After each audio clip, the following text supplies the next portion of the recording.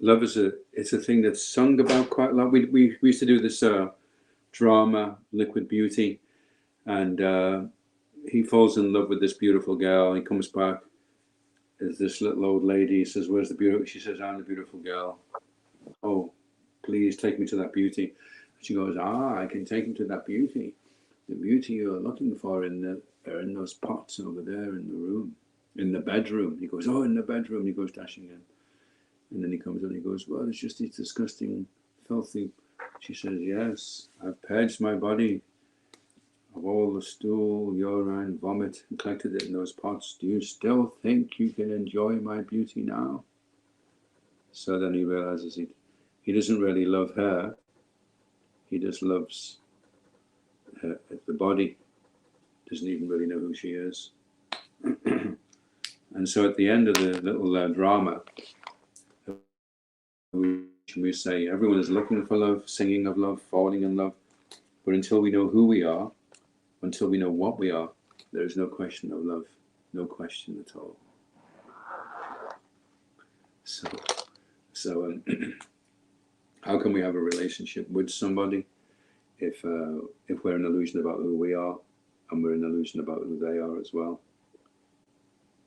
And in Krishna consciousness, we're trying to love not just a particular female that we're going to get married to. We're trying to love everybody. We're trying to see them all as parts and parcels of Krishna, and go beyond just seeing the superficial, seeing the body. Of course, there should be some mutual compatibility there, but the result of a Krishna conscious relationship is that we go beyond the body, and instead of being infatuated with that one person, our love expands out, and we start loving everybody, male, female, animal, human, bird, tree, river, everything. We start to love everything and see it all as part of Krishna.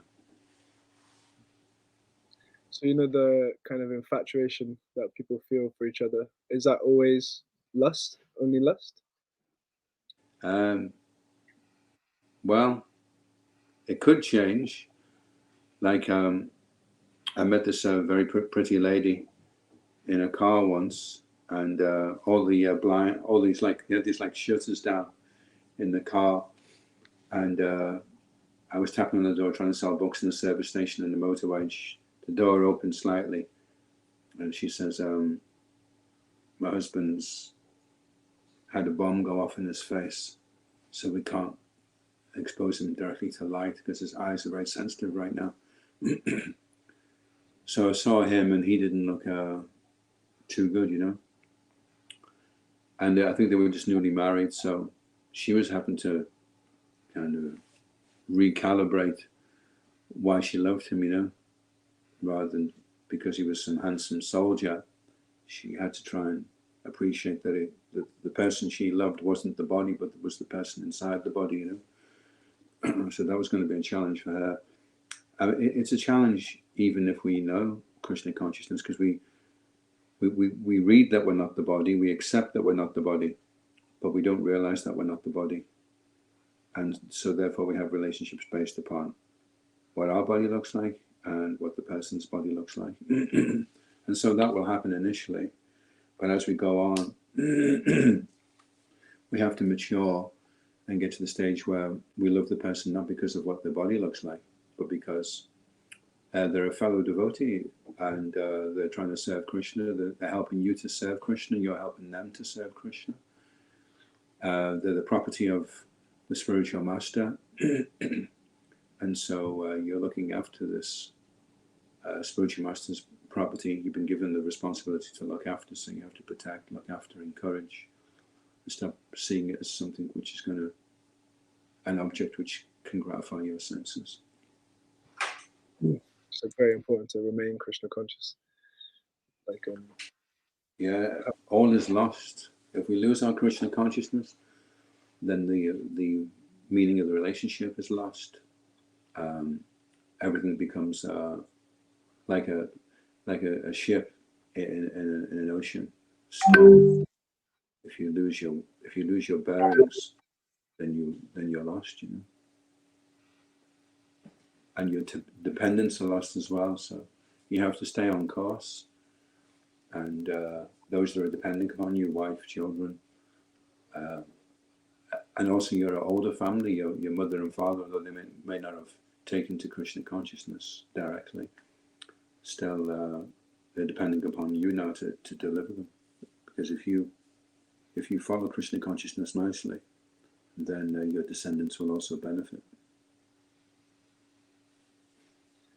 Yeah, and Krishna makes the promise also, isn't it? Like he'll preserve what you have and carry what you lack in relation to all affairs of life, right? If you're constantly. Yeah. Krishna will take care. Sometimes we're so busy trying to take care of ourselves, we interfere with Krishna taking care of us, and that just makes things more complicated. So, you know the story of the man that was drowning in the ocean, and he was praying to God to protect him, and then the next minute, a ship turned up and shouted over, grab hold of the rope, and he goes, no, it's okay, I'm waiting for God to protect me, you know. And then a helicopter came out from the clouds and called out, grab the rope ladder and we'll pull you up. And he goes, no, it's okay, I'm waiting for it. And then some other kind of rescue thing came along. He goes, no, it's okay, I'm waiting for God. So when he drowned, and when he went up to heaven, he said, I was praying there for you to help me. And God says, well, I tried 3 times. I gave up after that. So it's important that we don't project our idea of what we think God's help should look like, and we should try and accept and try and see that his help is coming already in some form or other, and try to appreciate that, you know. Krishna's mercy is an acquired taste. I remember Sri Rama said in a lecture on surrender that the principal item of surrender is to accept Krishna as our guardian, meaning that everything that happens to us is personally given to us by Krishna for our benefit. Yeah. It's quite nice to try and vision as well from day-to-day life. There's one letter, and Srila Prabhupada saying to the disciple, try to see the situation you're in is completely and 100% Krishna's mercy. Stop trying to change the circumstances and just accept that this is Krishna's mercy, and try and then conduct yourself accordingly. You know? I was just reading in Bhagavad Gita. I forget the whole verse, but basically the statement stood out to me was the dualities that arise from doubt. And just I was thinking about that, like if you can accept Krishna as your guardian and he's your best friend and he's looking after you in every moment, then those dualities aren't there. You aren't feeling anxious and you aren't feeling stressed about what if this happens, what if that happens. It's like that doubt. I was wondering, is that doubt that we feel, is it like a lack of faith?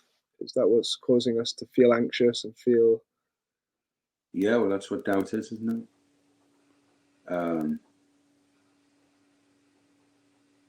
And also, sometimes there may be doubt, and you persevere.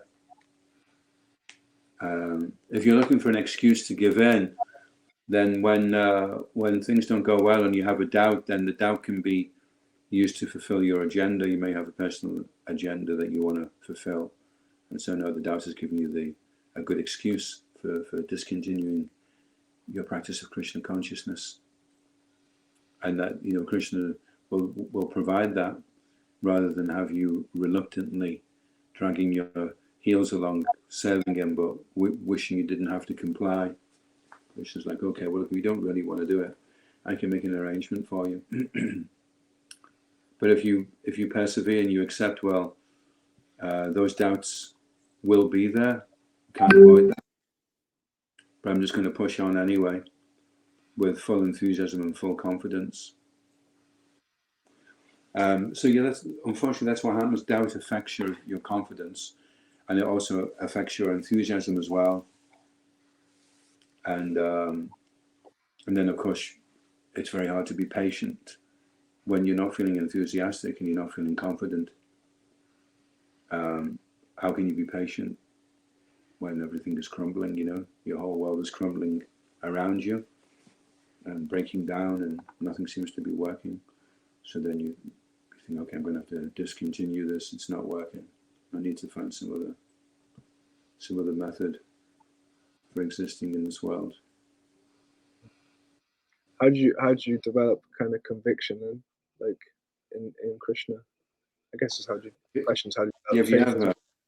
If you have strong association, then you'll see that others have pushed through the stage that you're at. They've gone on from that, and then that can give you the confidence that, well, they were also struggling like this when they first became devotees, that they had to deal with this, and they made certain decisions and pushed on through, and now I can see that they're more enthusiastic and more confident than I am. But they didn't just completely start like that. They had to break through into that higher level of Krishna consciousness. So I can also do the same. I have to follow with the same enthusiasm and confidence that they have, and then it'll start to become natural for me, start to become more real for me, that this is actually, it's because we have this preconceived idea that I'm not as good a devotee as this devotee, and so therefore he can excel, but I can't, because I'm inherently flawed, or too conditioned, or I've done too much impious activity, so therefore I can't do that. So the association of devotees is to help us see, well, no, they also came from backgrounds where they were breaking the principles and completely ignorant of their spiritual nature, and they're reading the same books and chanting the same mantra as you are. So if it can work for them, it can work for you also. Something that I've personally experienced is like having that mental switch where instead of being like, oh, they're better than me and I'll never be like that and I've got no chance, instead you just appreciate them, like, wow, they're such an amazing devotee, they've got great qualities. I'm so lucky just to be breathing the same air as these people. Like, I'm lucky just to be rubbing shoulders with these people. And that like kind of attitude shift has really helped me personally. It actually reminds me, I found this video of it was Donald Trump and Hillary Clinton, and the interviewer was asked Hillary Clinton, what do you appreciate about Donald Trump? And basically she was like, oh, I really appreciate his children. They're very successful, they're very loyal, they're very, very nice children. Like, I really appreciate that. She said, I don't believe anything he believes in, but I like his children. And then Donald Trump was like, I really appreciate that, thank you. I take that as a compliment. And what I appreciate about Hillary Clinton is she's so determined and she's always going for it. She works very hard. Even though what she works for is completely wrong, in my opinion, she's a determined person. And it was so like refreshing to see that exchange between politicians, because it was very, very clean, very wholesome, very like uplifting, which is so contrary to like your usual political exchange. So just the power of glorifying others and changing the perspective, it really struck me. Well, I think we have to do more than just, I mean, it's nice that we think these devotees are amazing and we're sharing the same space on earth as them. That's nice, but that's not enough. You have to also then become like them. You have to follow in their footsteps. Utsahanashchattarya tata kama pravatana sangha chagat satovriti. Sangha chagat, you have to reject association of people that are going to pull you back. And satovriti, you have to follow in their footsteps. Okay, you feel really honored to be in their association, that's nice, but you need to follow what they're doing. Otherwise it becomes futile. They come down and they surrender like anything, and everybody else is just standing there going, very good, amazing. No, you have to do a bit more than that. I'm sorry. If you really appreciate them and you want to show that appreciation, then you have to follow. You have to do like they're doing. If they're doing it, then they're showing that you can do it also. And I wondered about the importance of serving those people as well, because you hear it in Bhagavatam 1.2.16 or whatever. By serving devotees free from vice, you gain an affinity for hearing messages of Krishna kind of thing. Yeah, serving them also means assisting them. So if they have a mission that they consider very important, then you say, okay, look, I'd like to help. You want to raise £72,000. Okay, what can I do to help? Or whatever it is, whatever the mission is that they're on. And then if you get married, the person that you love. Well, actually, that's an interesting word as well, because love isn't something that you can just. It's not like an instant thing. You get a packet of love, and you throw it in a cup, and three spoonfuls of love, mix it up nice, and then you've got your instant love. It's love is a doing word. It's a verb. So when you want to show somebody that you love them, then you show over a sustained period of time that you're prepared to respect them and serve them. And that's how love develops. That's how you build up love.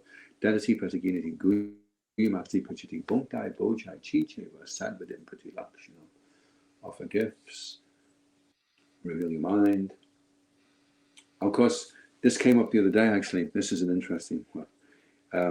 With a woman, if you reveal your mind to your wife, then that creates insecurity, because she sees that she'll see your weaknesses, and you have to be strong for the family. So revealing your mind, you could reveal like inner realizations you've had about Krishna consciousness, chanting and that kind of thing. But if you're experiencing some major problem with some anartha in your heart, now she may do that with you, and that works okay. For the female to take shelter of the male, that works okay. But for the male to take shelter of the female doesn't work so well.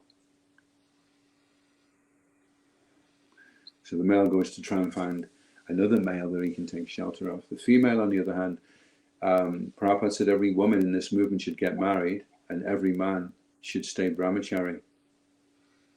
So nothing should change when you're sharing the same space with the opposite sex. You're still following all the same rules of a brahmachari, unless you're going to conceive a child, and 50 rounds, and that time is set aside for that. Otherwise, you're in the brahmachari ashram still. And that's how you conduct yourself, So if the man becomes feminine, there's an interesting book, Men Are From Mars, Women Are From Venus. So sometimes a man, he will start opening up and revealing himself all the time. Now that's not what a man does. A woman does that. A man doesn't. A man goes into his cave, and after a few days of brooding, he's okay again. He's sorted it out, and he's at one with the world. So he shouldn't try to change his nature and just blab it all out. Every time he has a problem, it all comes out, A woman, generally, by her speaking about a problem, she doesn't need a solution or advice. She just needs someone to hear it. She says, oh, the Tamil president's terrible, and he's working me too hard, and I can't remember the last time I had a holiday. And what the men have a tendency to do, being Martians, is they jump and say, that's okay, I'll sort it out. I'll go and have a good shout at the temple president and tell him this is not on. And then she's like, no, I don't want you to do that. I'm happy doing the service. She was just letting off a bit of steam. That's all. And for you and then the new words a man has to learn in his vocabulary that a Martian doesn't generally know about is, if you ever listen to a woman having a conversation with somebody else, she's not giving advice. She's just,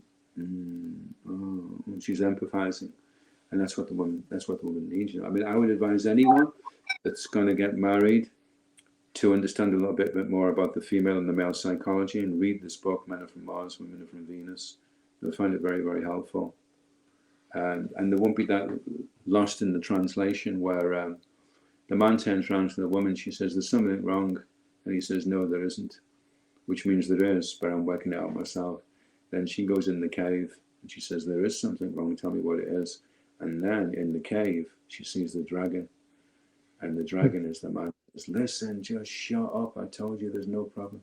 So then she thinks, oh, the man doesn't love me, Rather than, if she could translate Martian, she would understand that means I'm in a lot of pain right now, and I'm really struggling with this, but just back off. Give me a few days. I do love you. And in a few days, I'll be there again showing you affection, but right now you need to back right off. And so when you understand that that's how your psychology works, and for a woman, she does the thing, she bottoms out. And bottoms out is when a woman goes on a downer and she gets negative, then the man's like, oh, what's wrong? And he gets her a box of chocolates, suitable for vegetarians. And then he gets her a bunch of flowers, and then he's singing lullabies outside her room, and nothing's working. She's just totally fried, and nothing's helping her. And then the man starts thinking, I'm actually not cut out to be a proper husband. I'm failing here. My wife needs somebody that can bring her up and encourage her, and I'm not able to do that. And she's probably losing faith in me, and she doesn't obviously really love me at all anyway. Maybe we should break up. We should go and find new partners. But all that's happening is the woman's on a downer, and she won't come back up until she hits rock bottom. So she keeps going down and down and down, and you keep being nice, and then she hits the rock bottom, and then she starts to come up.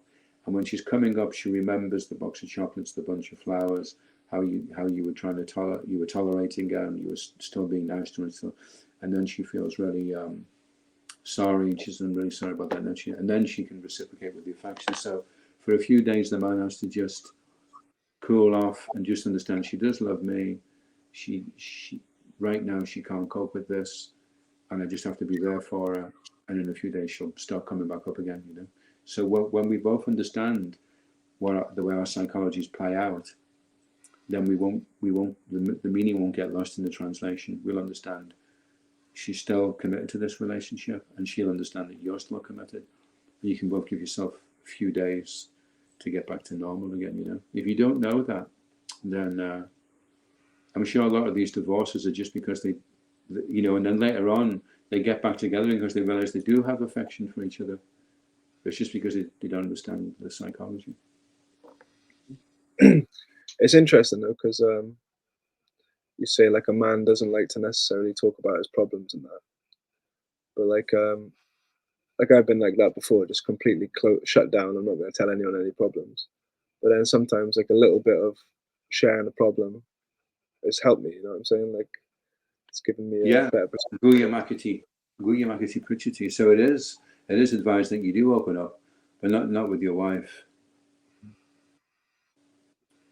And it is a painful thing to do. Actually, it takes a bit of courage that you approach somebody, a senior devotee, who you think maybe sees you in a really good light, and you have to reveal something which is going to show inferior to maybe what he thinks, and that takes a certain amount of courage, because you're thinking, well, maybe after this he'll always be a little bit kind of distant to me because he'll think I'm weird, or whatever.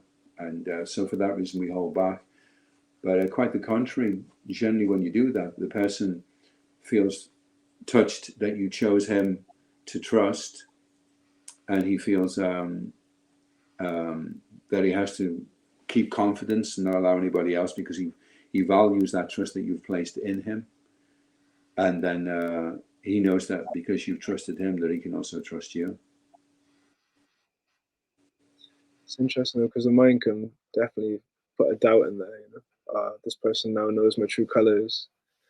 I feel a bit edgy. You know what I mean? Like maybe I shouldn't have. You know what I mean? Like that's the doubt you would have before, but it wouldn't be the same doubt that you would have afterward. Afterward, you would realize, oh, I was wrong. I was totally wrong. He has much more respect and appreciation for me now than he ever had. But Maya doesn't want you to know that. She doesn't want you to know that you will develop very deep relationships with people that you're able to trust and open up to. She'll tell you the opposite. I guess as well, like I've been looking into like my kind of like the childhood things that happen as a child, and most of us have got some kind of situation where we've trusted someone in the past and it's bitten us from our material life. You know what I mean? So we've got these kind of scars, almost like they're like bad habits which we're bringing forward into spiritual life. I can't trust authorities. I can't trust the seniors, because in the past I've been so bitten by it. So it's like it seems like part of a navritti is actually untying some of these different misconceptions and letting go of some of these bad habits, so that we can properly engage in those loving exchanges.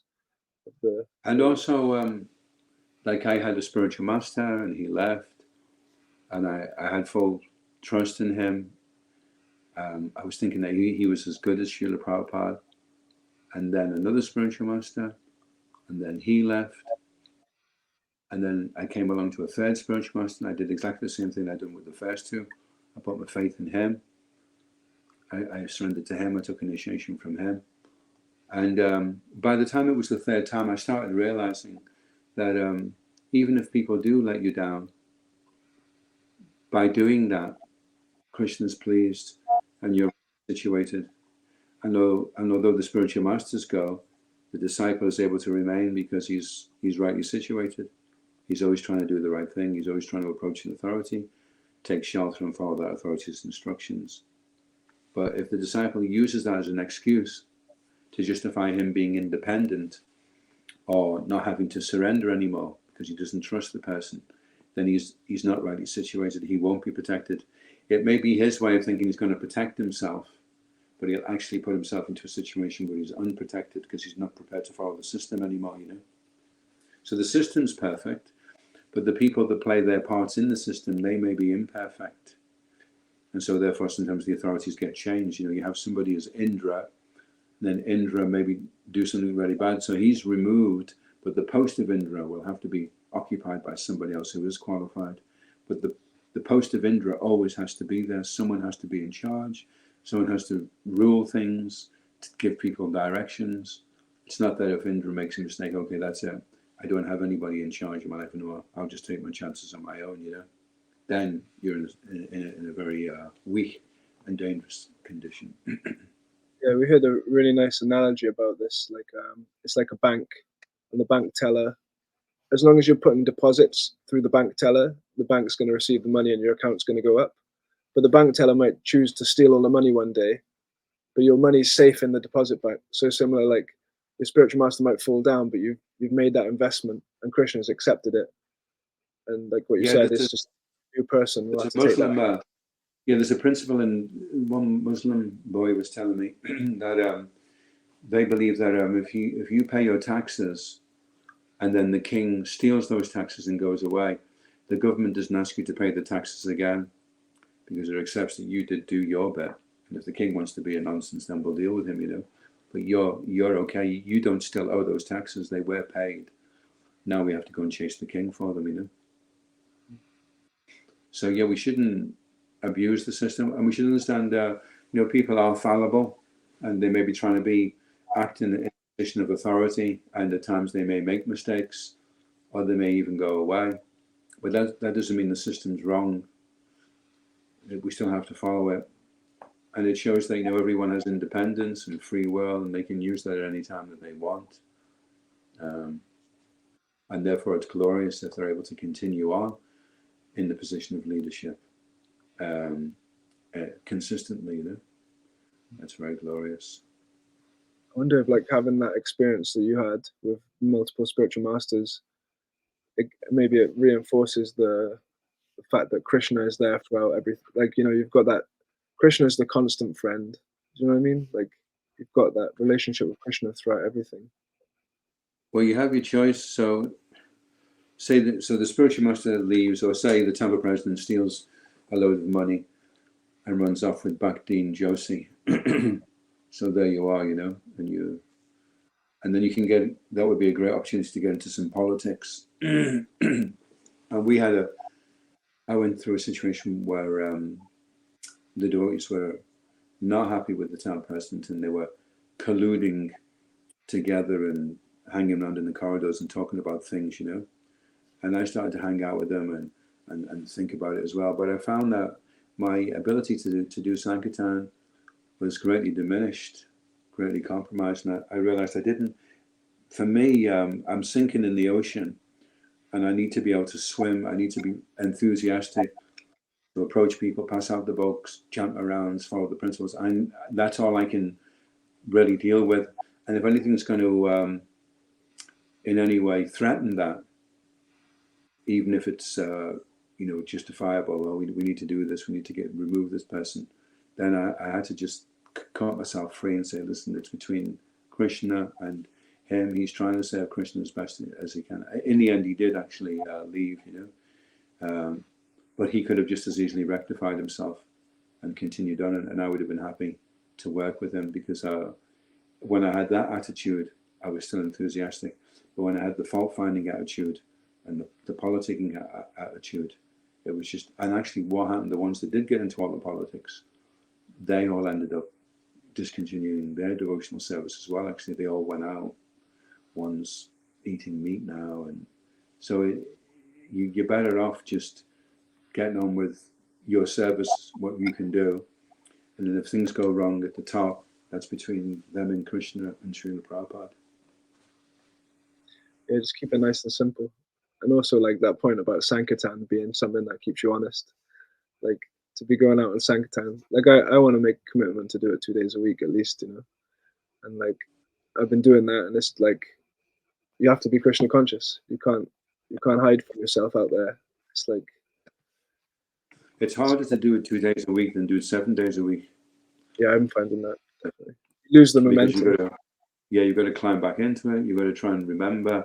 Your mind goes blank. Then after about like halfway through the day, you start, oh yeah, that's right. And then you get back into it. If the second day is the day after your first day, that's not so bad, because you've built up a little bit of momentum. But if you do one day and then break 3 or 4 days, and then another day, and then break 3 or 4 days, and then another day, it comes easier when you've done it for a long time. But it's still difficult. It's almost like a spiritual amnesia. You're thinking, how do I do this again? Even though you've done it a million times, you just get covered by the material energy and other things. And then as you start to break through, then you connect again, and okay, and you get into it. So better to try and do 4 half days than 2 full days, or 7 quarter days where you just do an hour or two, and then you're back doing something else, and you're out, you just do an hour or two, and then you go, if that's possible. Sounds like something to experiment with, doesn't it? Yeah. Because Vaisheshwar says high sadhana as well, isn't it? So it's part of your sadhana. Like you read every day, you chant every day. Why not do Sankirtan every day? It's an expression of your sadhana.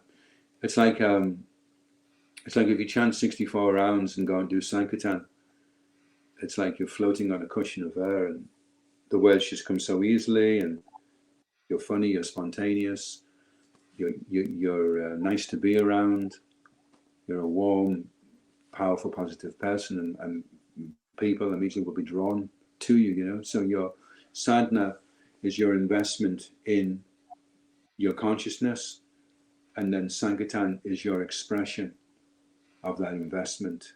It will come out. It will be very apparent to people. They may not know it's Krishna consciousness, but they know that it's something very good that you are right now. You've achieved something that's making your eyes twinkle, making your face glow a little bit, and is drawing in towards you to trust you and engage with you, Whereas it's entirely the opposite. When you go out and your consciousness is poor, then people feel, oh, this isn't a good situation this person's in. I don't know what it is. He's not aligned with the right thing here, and he looks like he's struggling. It just feels very inauspicious, the zone that this guy's in right now, and he's asking me to give him some money. I'm thinking it's a bit dodgy, the whole thing, And so that's good.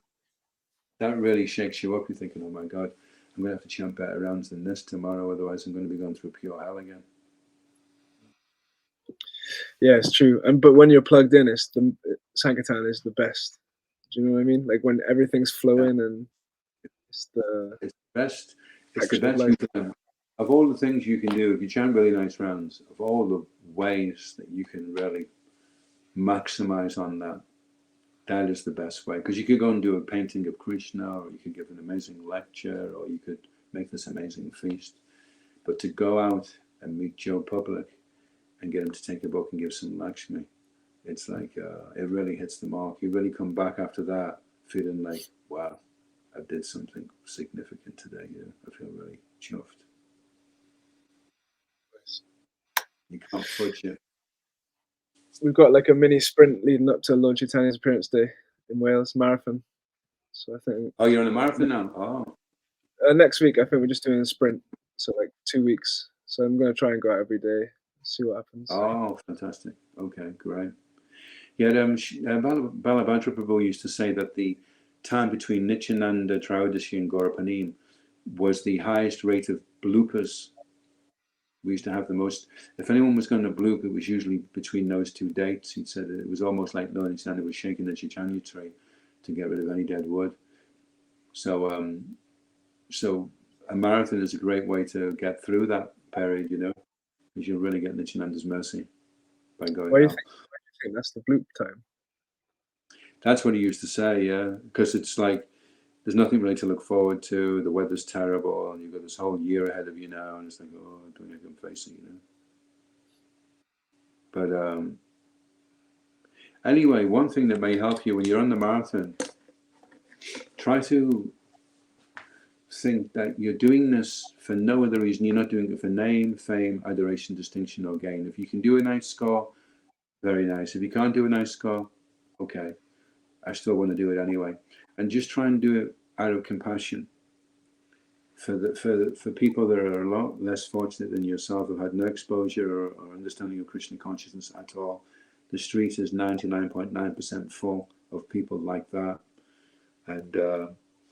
And if you can meditate on that I'm doing this out of compassion, and meditate on that nice point that Kartik Chandra made at the Christmas Marathon Festival, where he said, if you can just get people to touch the book, or even if they just have a nice exchange with you, and then they say, look, I don't want the book, or I'll give a donation, but I think you're a great guy, have a nice day, then that's Maha Punya, because they've secured a human birth from that positive interaction with a Sankirtan devotee. So if you look at it like that, you'll probably approach about 300-400 people in the day. So you can think, I want all of those people that come in contact with me to have a positive exchange, and then they secure the human birth in the next life. So I can at least do Maha Punya for everybody, It doesn't go down in the scoreboard. You don't get a big jai for that, but it will go down in Krishna's scoreboard, Lord Chaitanya's scoreboard. And then on top of that, if they can take the book and give a donation, that's Danya. They've secured a treasure. They may not access it there and then, may go on the bookshelf for the next 20 years. But if they read the book and apply it, then Swasti Aina, then they start an auspicious journey, Swasti Aina.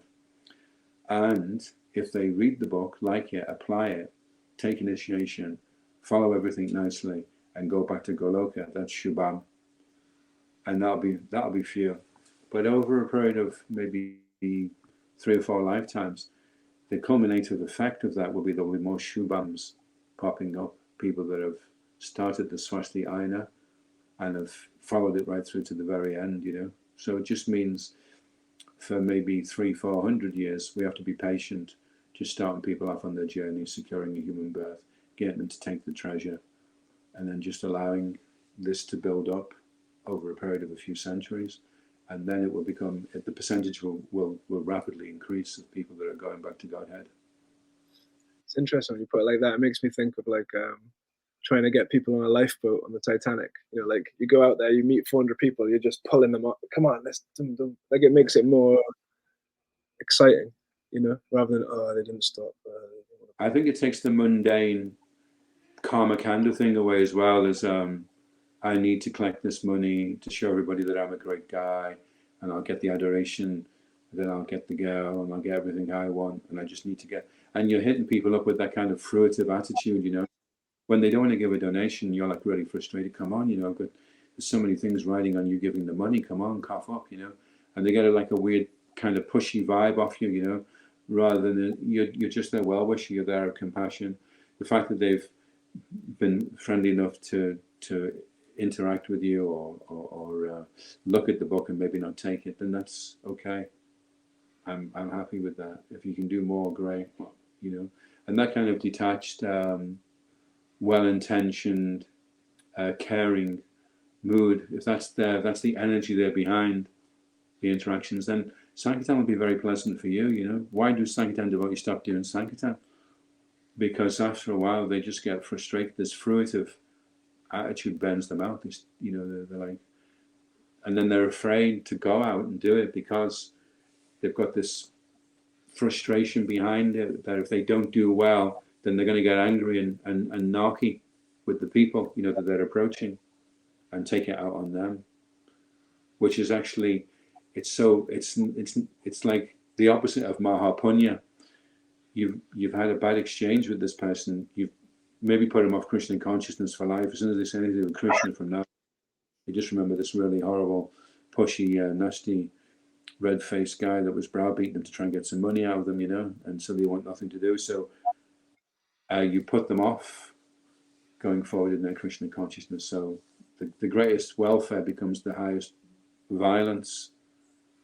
And then obviously, you know, after a while, you're really going to lose your enthusiasm to want to go out and do that, you know. So better you just stay sweet, relaxed, chilled out, and okay with them, you know. You don't help, no problem, you know.